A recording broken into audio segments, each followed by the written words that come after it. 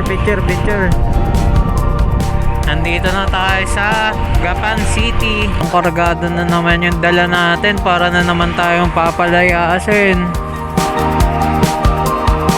Going to Dingalan na tayo. Dito yung way na papuntang Baler. So ayun, tara, let's go. Samahan nyo kami mga kuys. Pwede ka na mag-roast spot dito. Saan yan? Hindi naman tubig. Ayun, may naliligo.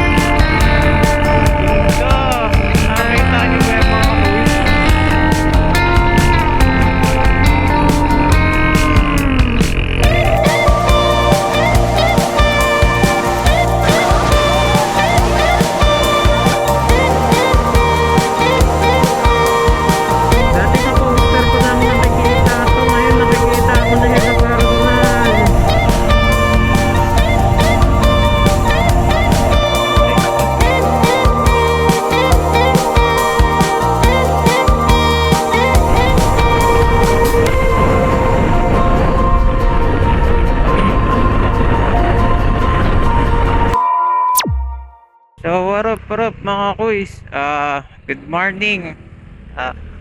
Magra-ride ulit tayo. Kasama natin ngayon si Sir Bong. Bali dalawa pala kami. And from Marikina, yun, lalakbayan natin hanggang at doon natin tatry magka-camp. Titignan natin kung saan tayo pwede mag-camp. Ayan, no, full pa kami pareho ngayon ni Sarbong eh. Tingnan mo yung harap ko. Ayan. Mamaya makikita nyo. So, ayun, bakan nyo ang aming ride and camp adventure. Let's go! For 27 na mga kuys, nandito na tayo ngayon sa Bay Commonwealth. And so far medyo madilim pa ngayon. Baka puti na tayo ng umaga pag natin ng Nueva Ecija. Expecting natin kung dire-diretso tayo, baka 9 na tayo makarating. Di pa tayo nakakalayo, nasemblang agad tayo. Buti nakapreno ka. Kaso nag-slide ano? Na-slide yun. Na-slide din ba kayo? Oo, may slide din ako eh. Naano ko lang eh, nakontrol ko lang eh.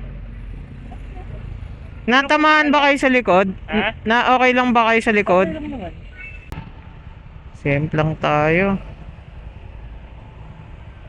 Tayo nabaliches. Nabaliches? Valenzuela, Paco, Tiglas, ang labas natin. Ano sa garay? Pabulacan. Bulacan na. Tabing daan dito yung kalsada. Anli lubak dito ah. Ito talaga yung pinakaayaw ko na daan.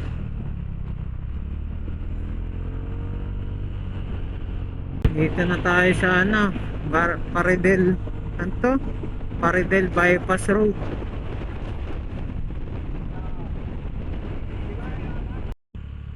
San Miguel, Bulacan. Ito na yung end ng San Miguel, Bulacan. Ayun, nandito na tayo sa Nueva Ecija. Yan na. Tara, picture.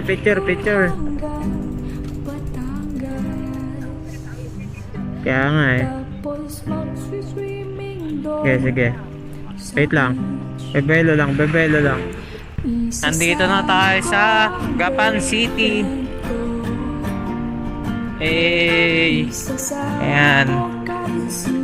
Kargado na naman yung dala natin para na naman tayong papalayasin. Ayan o.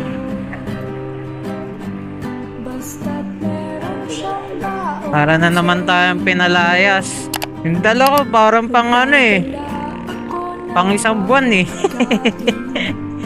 Ayan o. Eh, ganda na ng daan dito. Dire-diretso na lang, no? Wala kayo mga kuys. 3 years ko pala nagamit kay Barako sa ating patio. Nung nag 30 km na 30,000 kilometers na siya plus, bali nagpa-throttle body cleaning na tayo ulit, FI cleaning. Pina-refresh na natin pati yung ano air filter, ay yung filter niya sa ano sa gasolina. Nalitan na natin. So ayun, dama natin ulit yung ano yung tipid nung gas. Although, meron na rin pala tayong pinalitan dito sa gilid. Kakapalit ko lang actually, which is itong HRC na CVT set. Okay naman yung performance niya. Hindi ko lang nagustuhan is yung ano, ang center spring niya dahil matigas. Kami wala talaga kaming plano ni Sir Bong. Basta kung ano lang mapuntahan namin na lugar, ayun lang yun. Hindi kami yung plan A, ay may plan A, plan B kami, ganun. Pag pupunta sa itong lugar, ibang lugar.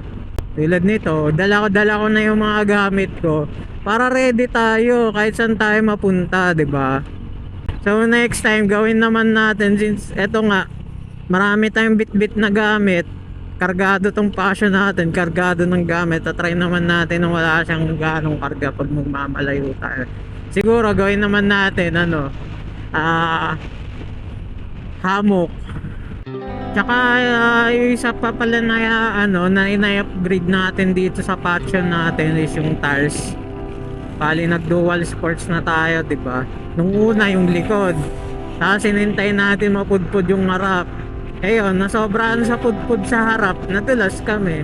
Kaya pinalitan ko na rin siya ng parehas na ano, na off-road tires, which is yung Takara. Gawa ulit ako ng panibagong video dito para sa ano, mga nagtatanong kung okay ba siya. Kasi may mga ilang nagtatanong sa akin na ano na sumasabit daw sa tapaludo nila, sa ano, likod yung gulong. Which is hindi po totoo. Na-try ko na naipayayo ko na siya ng malayo. Sa una, may pagbabago kayo na mararamdaman, pero ano, pagkatagal, masasanay kayo, tapos parang iba na yung feeling ng handling niya. May overpass na dito.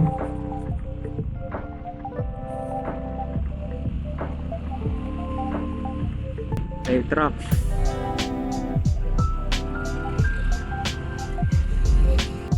Ganda ng pala ng kalsada dito. Oh. At ayun mga kuys, nandito na pala tayo sa may Padinggalan.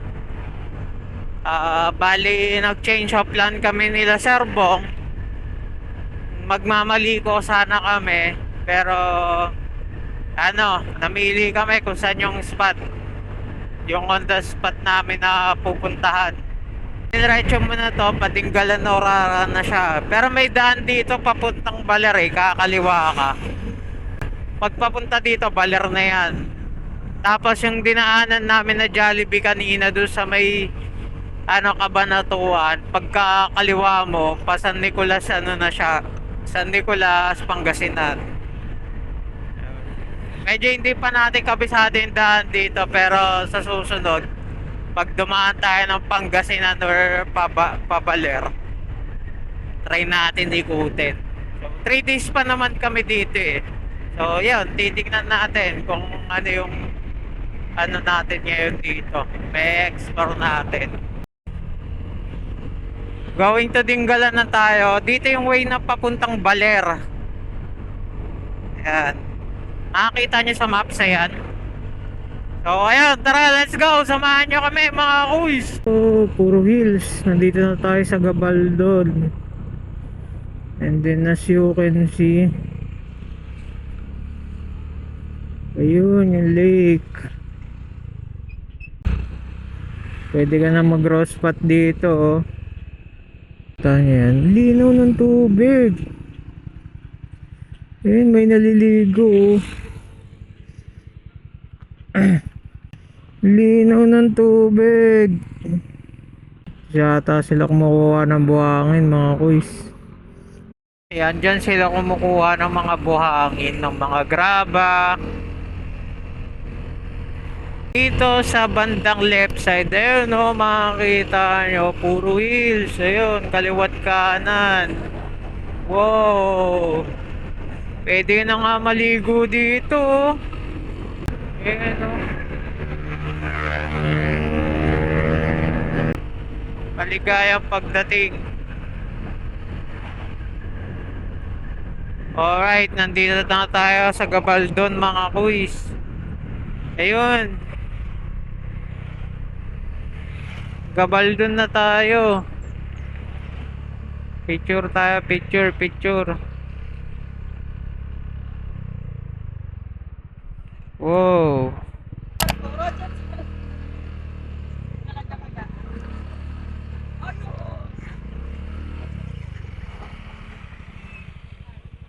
Welcome to Gabaldon. Saan yung Calabasa River?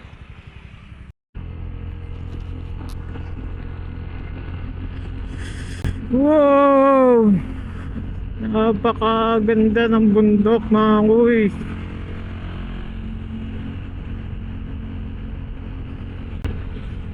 Ganda, ang laok ng bundok.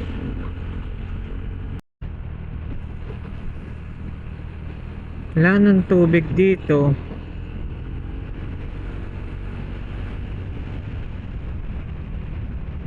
Sa kaming bundok. Calabasa River. Ayan, pwede kang mag-camping dyan, oh. Tapos katabi mo lake. Pwede kang maligo dyan. Pag umaga dyan, sobrang lamig. Ngayon, medyo pangit lang mag-camping dyan kasi medyo mainit, mga kuys. So, ayan, tara na.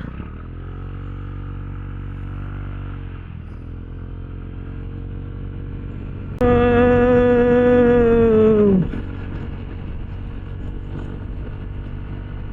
Bundok! Sa TV ko lang to nakikita, sa poster. Dati sa poster ko lang nakikita to, ngayon nakikita ko na siya sa personal. Yung dating mga pinupuntahan nyo sa picture ko lang nakikita yan, nakikita ko na sa personal, mga boys.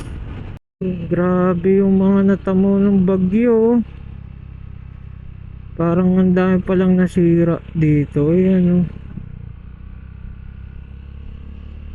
Wow, ang ganda. Dam pala to.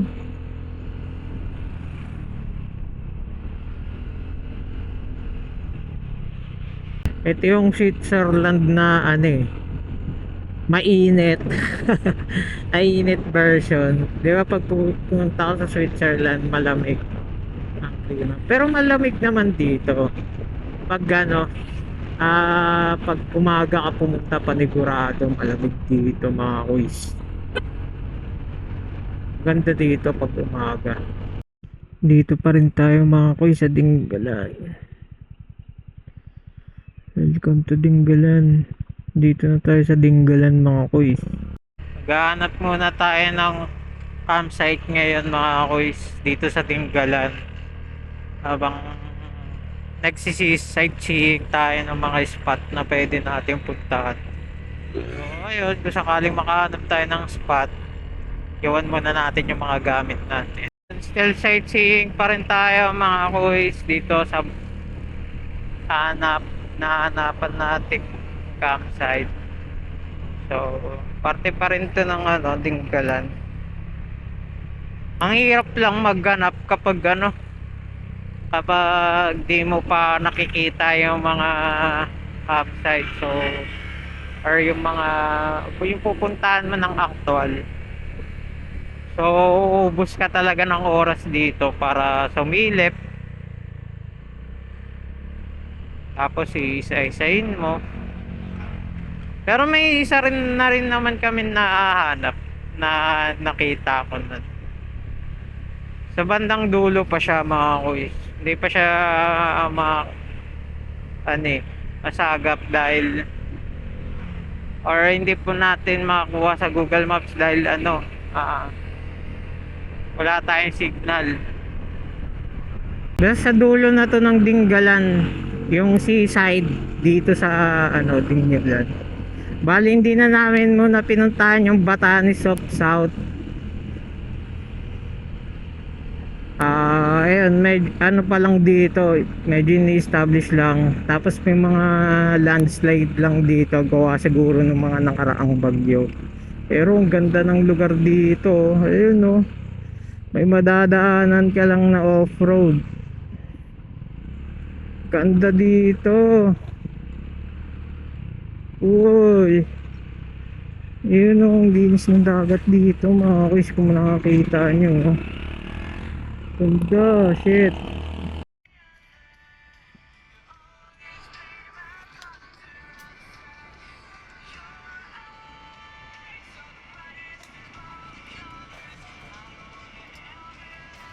Ned. What's up mga kuys? Bali dito pala tayo nag-stay ngayon. So may ano siya, along Dingalan lang naman sa seaside. SDONC. Hindi na masyado makita dito. Tulog na kami, hindi na ako nakapag-video. And bukas, nakamping ulit tayo. So sightseeing natin kung ano meron dito sa Dingalan. First time ko lang din mga punta dito. So, parang nangatapa kami sa itinerary. And nahirapan kami puntahan yung mga ibang tourist spot dito. Gawa din. Naalangan namin yung mga mga gamit namin sa motor. So, ayun. Kita-kits na lang tayo bukas. Tulog na tayo. And hindi na ako nakapag video ng setup namin kanina kasi gawa din, medyo pagod na din. Ayun, bukas tayo maghahanda. Let's go mga kuys. Bali dito pala yung setup ko mga kuys. Ayan, may hammock ako dyan. Hindi ko na nininduyan yung ko. Nandito Sarbong naglagay na lang ng tent. Bukas ko na lang ilalagay yung tent ko. Hindi, so bahala na kung saan kami magka-camp bukas. Oo. Basta bahala na, yun no. Then this is our year-end ride. So, ayun. Sama-sama natin ma-discover kung ano meron dito sa Dingalan.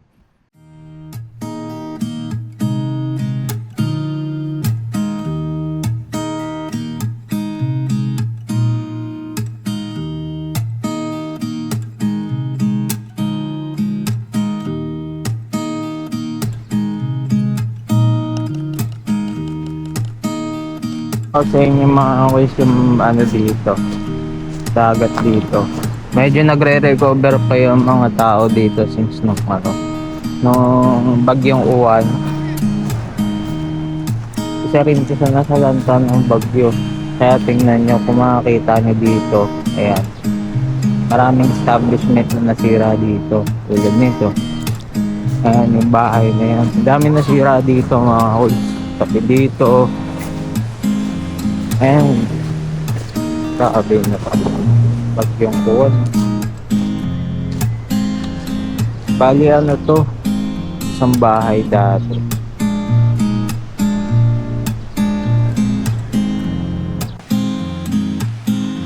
Ito mga malalim to.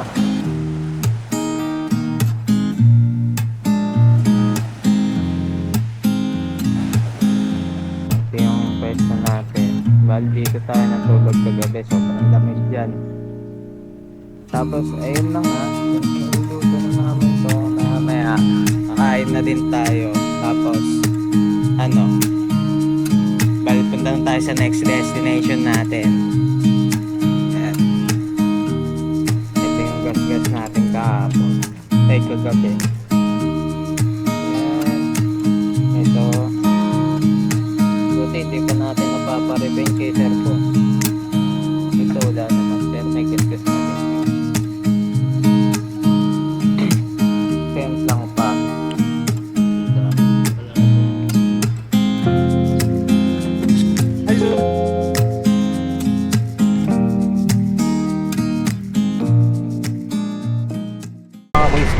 Higpitan na tayo para mamaya pupunta na tayo ng Tanawan Falls. Let's go.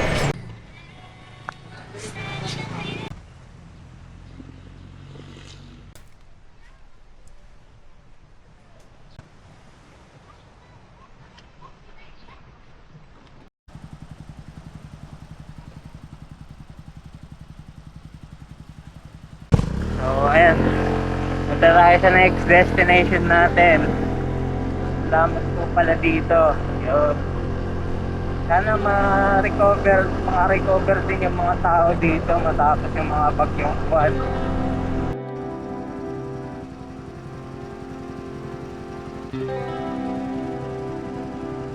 Ayan, let's go mga kuys. Pupunta na tayo ng Tanawan Falls. Then kakanan lang tayo dito sa unang kanto. Ganda pag gusto nyo pumunta dito, tas puro bundok. Ganda din ang spot dito. Yun o. Going tayo sa Tanawan Falls mga kuys, 6 minutes ago. Ay 6 minutes na lang. Sana may maparkan tayo and may mapag-iwanan ng gamit dahil puro mga ano yung gamit, puro nakalabas yung mga gamit natin dito eh. Pag nakita nyo yung nakapaskil na yan, entrance fee na 20 pesos per head. Hello po, good afternoon po.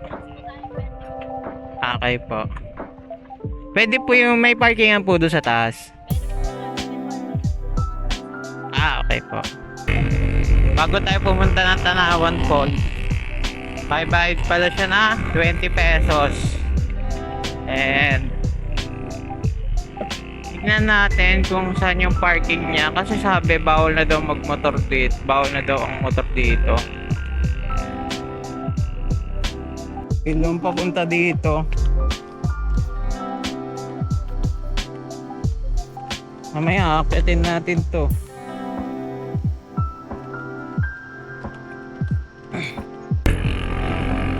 Ganda! Nakakita nyo ba yung mga kuis? Ayun no. Para tayong aakit ng Switzerland.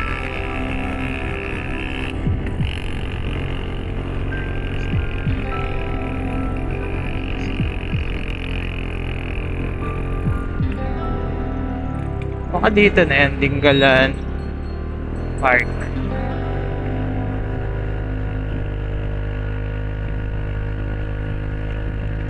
Tarik dito mga kuis.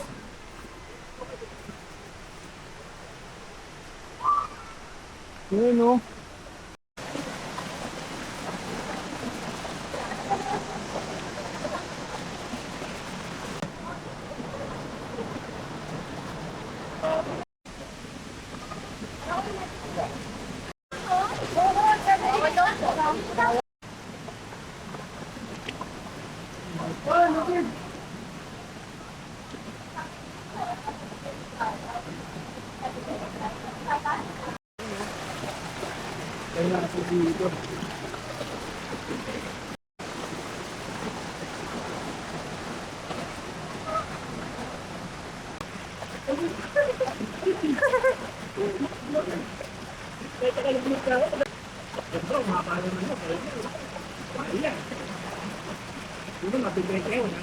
Breaking ulit.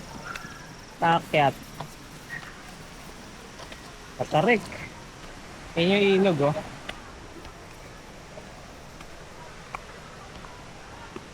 Patarik ng hagdan nila pero okay din ito ah.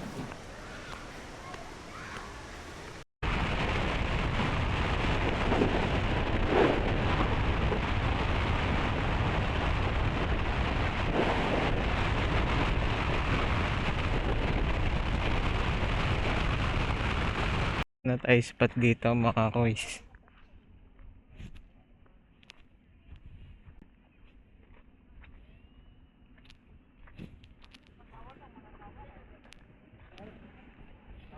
Kumain lang tayo para mamaya busog na.